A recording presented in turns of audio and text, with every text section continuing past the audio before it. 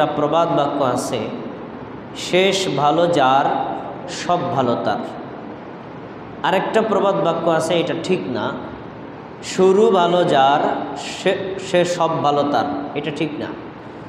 এজন্য কোনো কোনো সমাজে দেখবেন, রফিক ভাই ব্যবসা করে, আমি গেছি সকালবেলা, ভাই একটা মাল দেন, বাকি নিব, না ভাই প্রথমে বাকি দেওয়া যাবে না, সারাদিনই বাকি যাবে, এটা শিরক। অনেক সময় আছে প্রথমটা বাকি দিয়েছে কিন্তু পরে নগদ বিক্রি হয় নাই, তাদের বাস্তবতা বিরোধী। এজন্য প্রথম ভালো যার সব ভালো তার, এটা সঠিক না, কিন্তু শেষ ভালো যার সব ভালো তার, এটা সঠিক। হাদিসে এটাকে সমর্থন করা হয়েছে। নবী সাল্লাল্লাহু আলাইহি ওয়াসাল্লাম কি বলছেন? মান কানা আখিরু কালামুহু লা ইলাহা ইল্লাল্লাহ দাখালাল জান্নাহ, যার জীবনের শেষ বাক্য হবে লা ইলাহা ইল্লাল্লাহ, লোকটা যাবে কোথায়? জান্নাতে। এই যে নবীর সাহাবীদের মধ্যে প্রমাণ আছে, কিছু লোক ইসলাম গ্রহণ করেছে, কয়দিন পর আবার ইসলাম ত্যাগ করে মুরতাদ হয়ে গেছে। এই লোকটা মারা গেলে কি জান্নাতি হবে? না। কিন্তু নবীর সাহাবীদের মধ্যে অনেকে ছিলেন আগে কবর পূজারী, মাজার পূজারী, পীর পূজারী এবং মূর্তি পূজারী, পরে আবার কালেমা শাহাদাত পরে মুসলিম হয়ে তাওহীদ ঈমান নিয়ে দুনিয়া থেকে মারা গেছেন। এখন আপনি তারে কি জাহান্নামে পাঠাতে পারবেন? লোকটা জান্নাতি। তাহলে শেষ ভালো যার সব ভালো তার। আমি দুইটা কথা শুরুতে কেন বললাম, যে কোনো বর্ষপঞ্জি, আপনি আরবি বর্ষপঞ্জি বলেন, বাংলা বর্ষপঞ্জি বলেন, ইংরেজি বর্ষপঞ্জি বলেন, শেষের দিকটা খুব গুরুত্বপূর্ণ।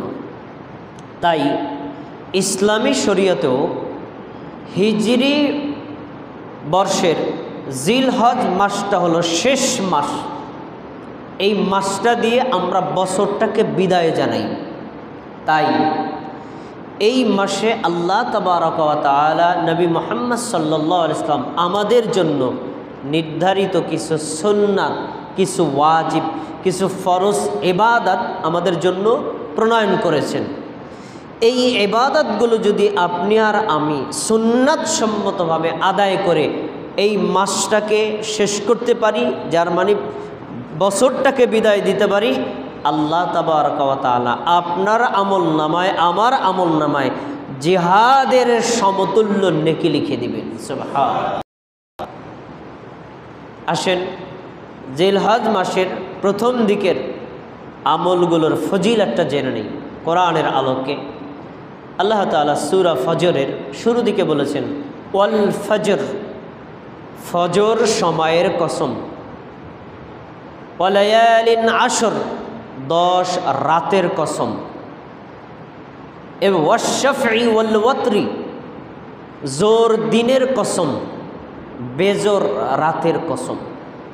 তাহলে 4টা জিনিসের কসম খাইলেন, ফজর সময়ের কসম, 10 রাতের কসম, জোর দিনের কসম, বেজোর রাতের কসম।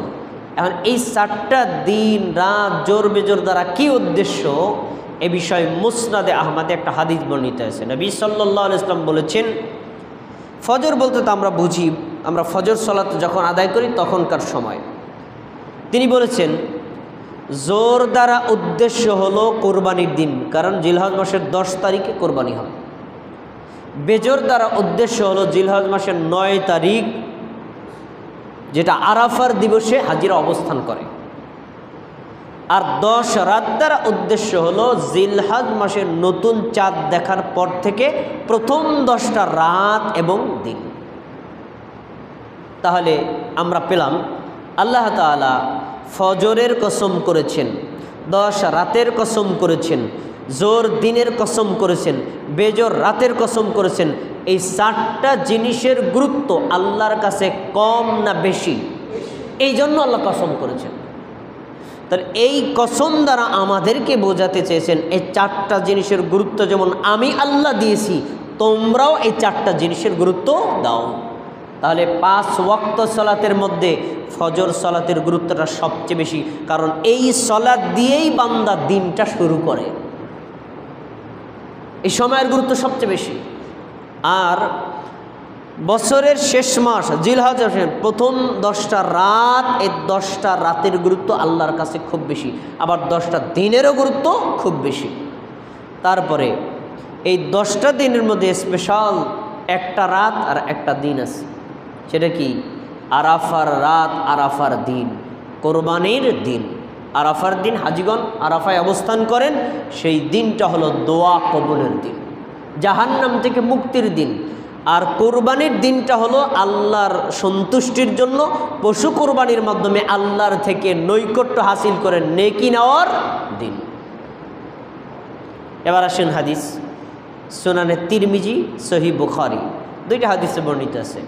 আন ইবনে আব্বাস রাদিয়াল্লাহু তাআলা আনহুমা আন্নাহু ক্বালা, আব্দুল্লাহ ইবনে আব্বাস রাদিয়াল্লাহু আনহু থেকে বর্ণিত, তিনি বলেন রাসূলুল্লাহ সাল্লাল্লাহু আলাইহি ওয়াসাল্লাম বলেছেন, মা মিন আইয়ামিন আমালুস সালিহি ফীহিন্না আহাব্বু ইলাল্লাহ মিন হাযিহিল আইয়ামিল আশর।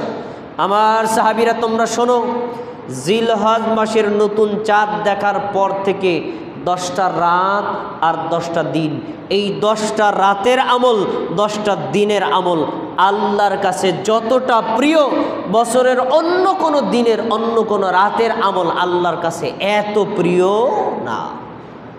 এই 10 রাতের আমল আল্লাহর কাছে খুব পছন্দনীয়, এই 10 রাতের আমল আল্লাহর কাছে খুব পছন্দনীয়, অন্য কোনো দিন আর রাতের আমল আল্লাহর কাছে এত পছন্দনীয় না।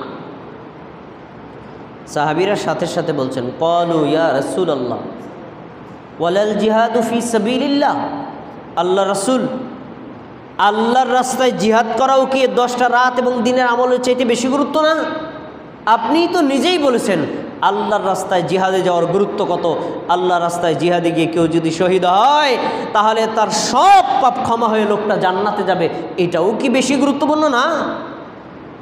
রাসূল সাল্লাল্লাহু আলাইহি ওয়াসাল্লাম বললেন, শোনো, ওয়ালাল জিহাদু ফি সাবিলিল্লাহ, আরে এই 10টা রাতের আমল, 10টা দিনের আমল জিহাদের চাইতেও বেশি গুরুত্বপূর্ণ। তবে ইল্লা রাজুলুন খরাজা বিনাফসিহি ওয়া মালিহি, ওই লোকটা বেশি নেকি পেতে পারে এই 10 রাতের চাইতে, 10 দিনের চাইতে, যে লোকটা নিজের জীবন, নিজের সম্পদ, নিজের সাওয়ার, নিজের ঘোড়া, নিজের তলোয়ার, নিজের আসবাবপত্র নিয়ে আল্লাহ রাস্তায় জিহাদে বের হয়ে গেছে, জীবনও ফেরত আনতে পারে নাই আর সম্পদও ফেরত আনতে পারে নাই, তার মানে লোকটা কি হয়ে গেছে? শহীদ হয়ে গেছে। শহীদ হলে সবচেয়ে বেশি আল্লাহর কাছে নেকি নেওয়া সম্ভব এই 10টা রাতের আমলের চাইতে। শহীদ সারা জিহাদের চাইতে ওই 10 রাতের দিনের আমলের গুরুত্ব আল্লাহর কাছে বেশি। তাহলে আমরা কি বুঝতে পারলাম? যে এই 10টা রাতের গুরুত্ব, 10টা রাতের দিনের গুরুত্ব, আমলের গুরুত্ব আছে না নাই? এই গুরুত্ব কি? আমরা যদি আমলগুলো করি জিহাদের চাইতে বেশি নেকি আল্লাহর কাছ থেকে নিতে পারব। ফজিলত জানলাম। এবার একটা কথা জেনে রাখেন, যে কোনো আমলের ফজিলত জানার সঙ্গে সঙ্গে আপনাকে জানতে হবে আমলের পদ্ধতি কি। আমাদের সমাজে এক শ্রেণীর মানুষ দাওয়াতি কাজ করে, শুধু মানুষকে ফাজাইল শোনায়, কিন্তু ফাজাইল জানার পরে আমলটা কিভাবে করব এটা শেখায় না। অথচ কোনো আমলের ফজিলত জানা যত বেশি গুরুত্বপূর্ণ, তার চেয়ে বেশি গুরুত্বপূর্ণ আমলের পদ্ধতি জানা। কথা বুঝতে পেরেছেন? আমলের গুরুত্বটার আপনাকে জানতে হবে নবী কিভাবে করতেন, কারণ নবী যেভাবে করেছেন ওভাবে করলে আপনি ফজিলত পাবেন, আর তিনি যেভাবে করেছেন তার চেয়ে উল্টাভাবে করলে আপনি ফজিলত পাবেন না। কোরআনের আয়াত এবং হাদিসগুলো বিশ্লেষণ করলে আমি দেখেছি এই জিলহজ মাসের নতুন চাঁদ দেখার পর থেকে 10 তারিখ পর্যন্ত একজন মুমিনের জন্য, মুসলিমের জন্য 8টি কাজ আছে, 8টি আমল আছে। এই 8টি আমল কেউ যদি সুন্নাত সম্মতভাবে আদায় করতে পারে, এই ব্যক্তির জন্য আল্লাহ জিহাদের সমতুল্য নেকি লিখে দিবেন। আসুন এক নজরে জেনে নেই 8টি আমল কি। 1 নম্বর, যখনই জিলহজ মাসের নতুন চাঁদ দেখা যাবে তখন থেকে শুরু করে বেশি বেশি তাকবীরে তাশরিক পাঠ করা, 1 নম্বর আমল। 2 নম্বর, জিলহজ মাসের নতুন চাঁদ দেখার পর থেকে নিজের শরীরের কোনো পশম আর হাত পায়ের নখ কাটা থেকে বিরত থাকা। বগলের লোম, নাভির নিচের লোম, মোষ, এগুলো আপনি কাটতে পারবেন না। হাত পায়ের নখ আপনি কাটতে পারবেন না, কুরবানি করার পরে কাটতে পারবেন। 2টা আমল। 3 নম্বর, জিলহজ মাসের 1 তারিখ থেকে শুরু করে একটানা 9 দিন সিয়াম রাখা, এটা একটি মুস্তাহাব আমল। 4 নম্বর, এই 9টা সিয়াম যদি কেউ রাখতে না পারে, কমপক্ষে আরাফার দিবসে সিয়াম রাখা।